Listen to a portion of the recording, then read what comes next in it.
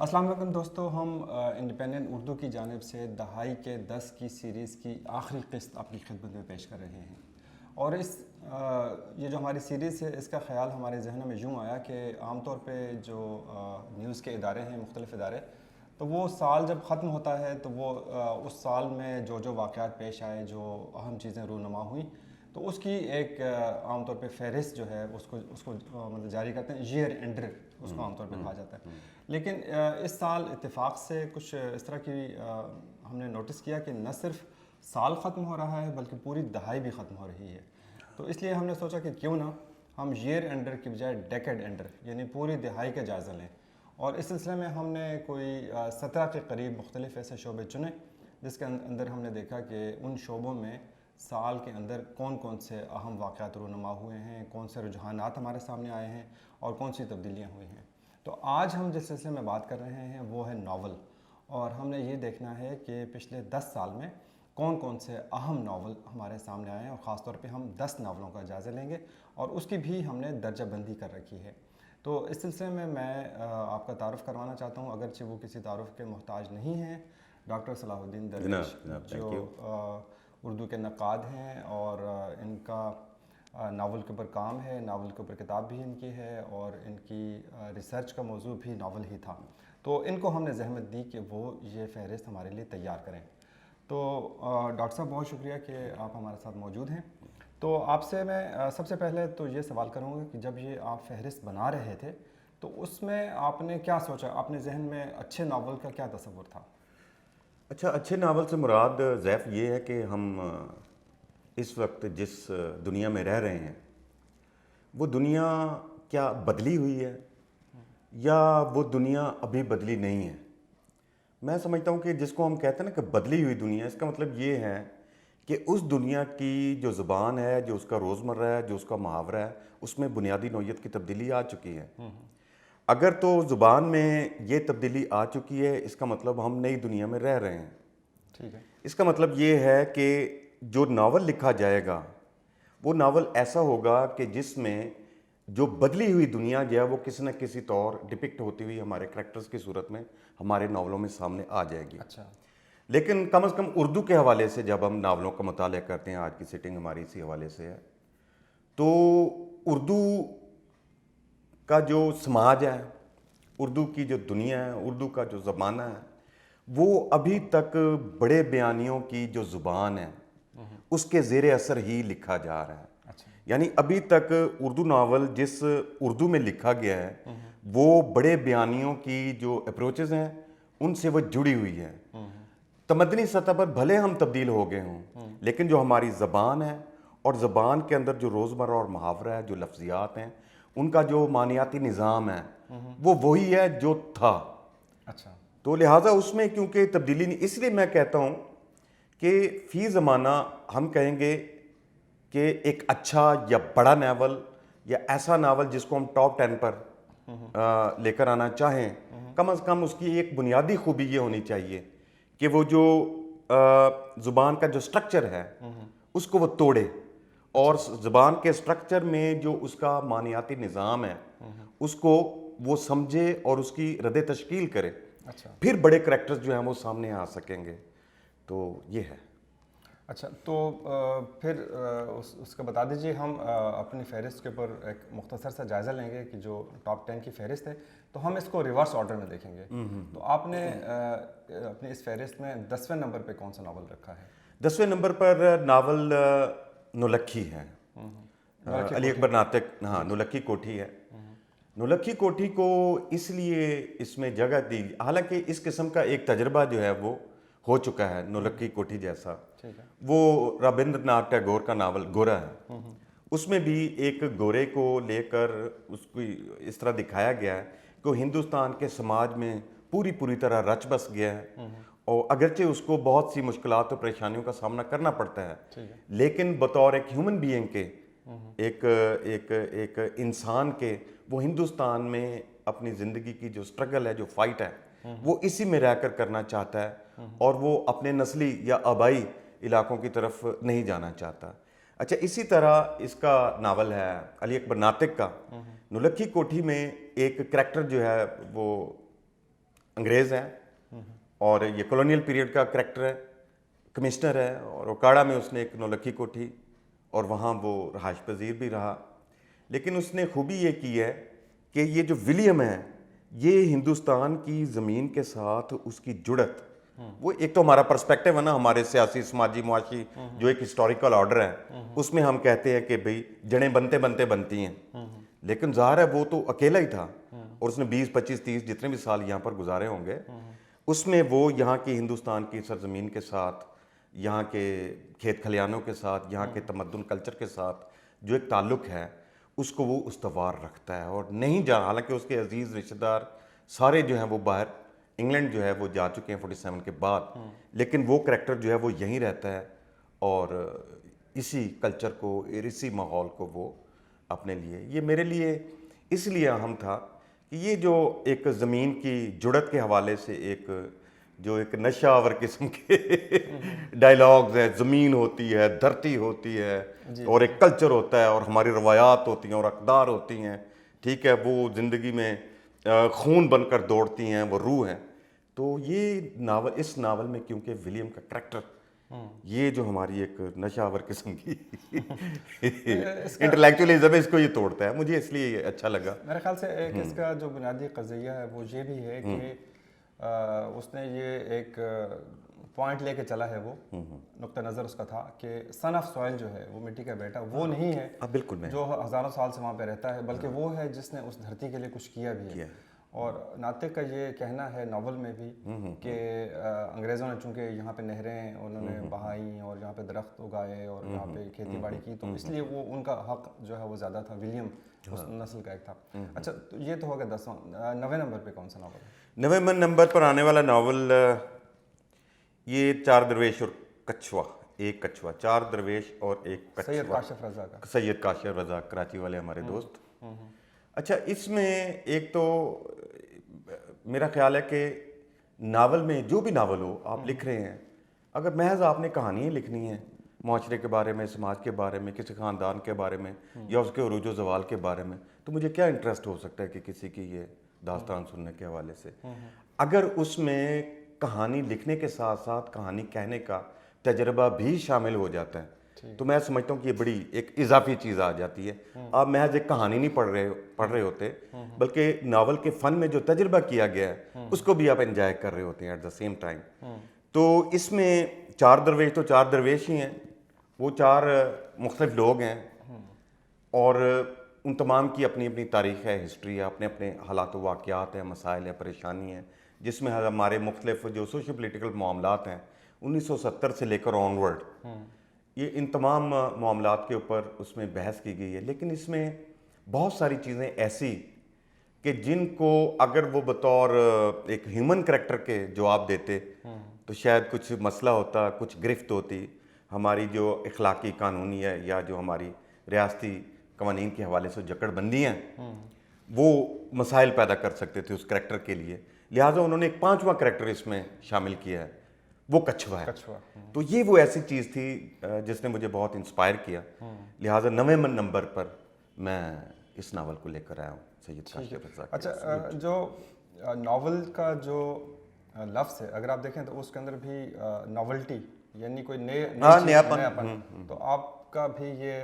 نقطہ نظر سامنے آ رہا ہے کہ ناول کے اندر کوئی ناولٹی ہونی چاہیے, کوئی نئی چیز, نئی بات ہونی چاہیے. تو اچھا, تو اسی صرف اتنا نہیں ہے, جب تک آپ کے کریکٹر حیرت انگیز طور پر ڈیفرنٹ نہیں ہوتے, عجیب و غریب نہیں ہوتے, پیچیدہ, تہہ دار اور گرفت میں نہ آنے والے نہیں ہوتے, بھائی جان آپ ناول نہ لکھیں, آپ کوئی اور کام کریں. ناول کے لیے ضروری ہے کہ وہ بالکل اچھوتا, منفرد, عجیب و غریب, اور اس کے کریکٹر کو ویسے نہیں ہونا چاہیے جیسے سماج, بلکہ میں یہ کہتا ہوں کہ جتنا زیادہ ایک سماجی کریکٹر سماج سے دور ہوتا چلا جائے گا اتنا ہی زیادہ وہ ناول کا پاورفل کریکٹر بنے گا. ٹھیک ہے. اچھا, تو میں دیکھ رہا ہوں اس فہرست میں جو میرے سامنے ہے, آپ نے 8ویں نمبر پر جاگے ہیں خواب میں اختر رضا سلیمی کا ناول رکھا ہے, تو یہ اس کی کیا وجہ تھی, اس ناول میں کیا خاص بات ہے؟ جاگے خواب میں بھی ایک کہانی ہے, دادا ہے, باپ ہے, بیٹا ہے. وہ ظاہر ہے مجھے یہ چیزیں پسند نہیں ہیں, لیکن اس میں ایک چیز جو مجھے پسند آئی وہ یہ ہے کہ اس کے جو کریکٹرز ہیں, خاص طور پہ اس کا جو مرکزی کردار ہے وہ زمان اس کا نام ہے. وہ کردار جو ہے بیک وقت 3 زمانوں میں زندہ ہے. یعنی یہ ناول میں بڑا اچھا یہ ایکسپیریمنٹ کیا گیا ہے کہ وہ قدیم ماضی میں بھی ہے, وہ حال میں بھی ہے, اور وہ مستقبل میں بھی ہے. لہٰذا ان تینوں زمانوں کو جوڑ کر ایک ہی کریکٹر بیک وقت جو ہے اس کو زندہ دکھانا, میں سمجھتا ہوں یہ ایک بڑی شاندار بات تھی. باقی اس ناول کی کہانی میں کچھ ایسا نہیں ہے کہ جس کو ہم کہہ سکیں کہ کوئی آؤٹ اسٹینڈنگ, لیکن اس میں جو تجربہ یہ کیا گیا ہے ناول میں سمجھتا ہوں کہ یہی وجہ ہے کہ یہ 8ویں نمبر پر اس کو میں لے کر آیا ہوں. 7ویں نمبر پر آپ نے لے سانس بھی آہستہ مشرف عالم ذوقی کا ناول رکھا ہے. تو آپ سے جب بات ہو رہی تھی تو آپ کو یہ اس کا خاص طور پہ آخری حصہ بہت پسند آیا آپ کو, تو اس کے اندر کچھ مطلب ٹیبوز کو توڑا ہے اس نے, تو اس لیے وہ تو ہمیں نظر آ رہا ہے کہ آپ کے جو آپ نے مطلب کرائٹیریا منتخب کیا ہوا ہے تو اس کے اندر پورا اترتا ہے. تو اس کے علاوہ کیا آپ کو اچھی لگی اس کی بات؟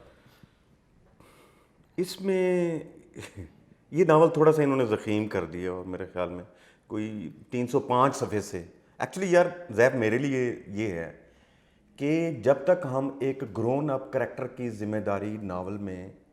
نہیں لیں گے,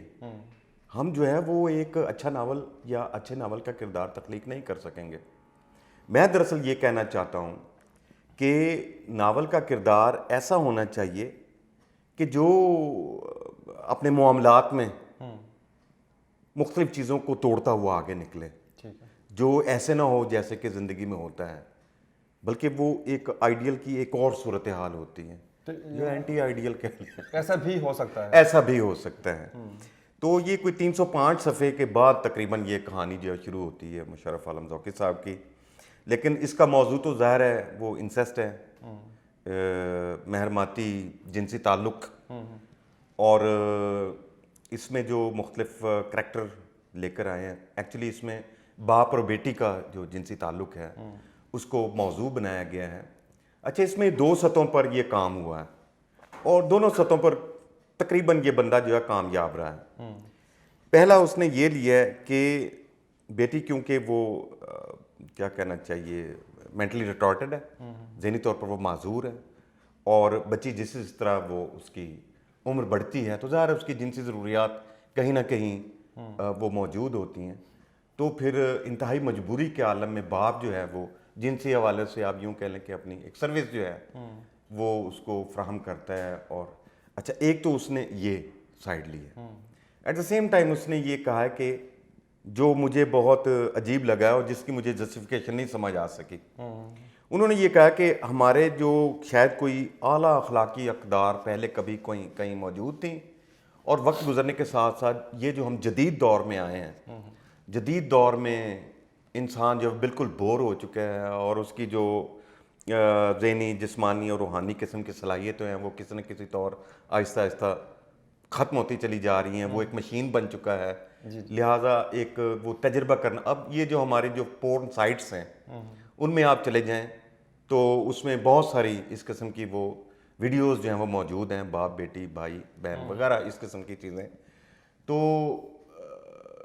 اس حوالے سے میں نہیں سمجھتا کہ اس کو خود, میرا خیال ہے کہ جنس کو سماج میں تلاش کرنے کی بجائے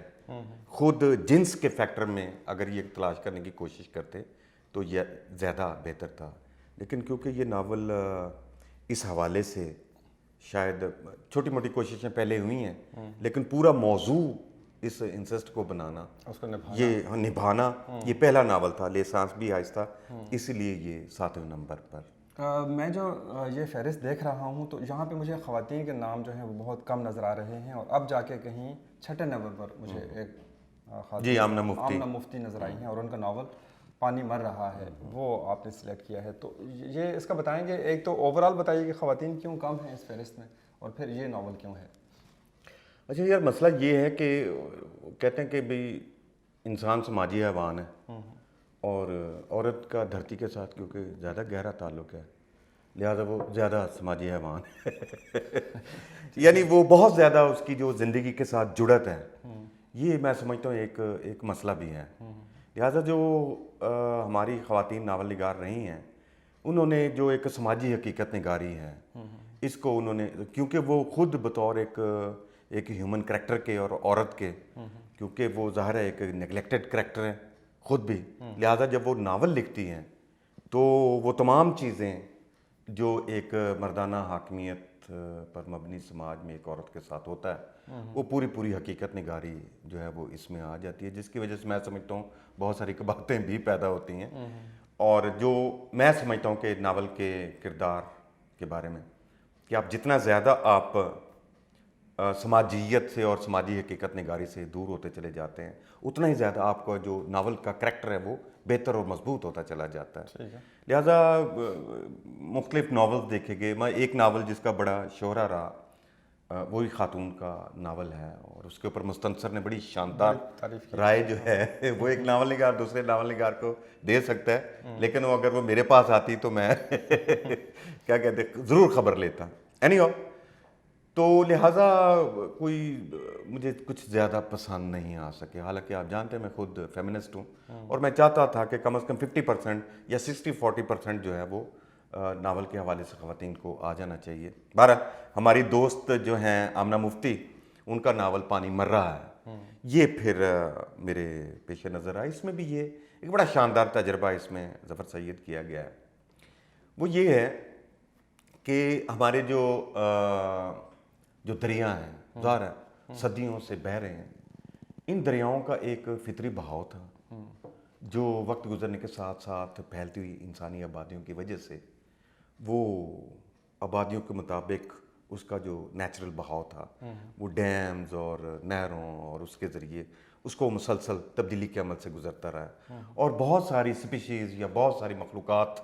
جو دریا کے اندر اور دریا کے کناروں پر آباد تھیں، جن میں جل پریوں سے لے کر بھوت پری تک، وہ وقت گزرنے کے ساتھ ساتھ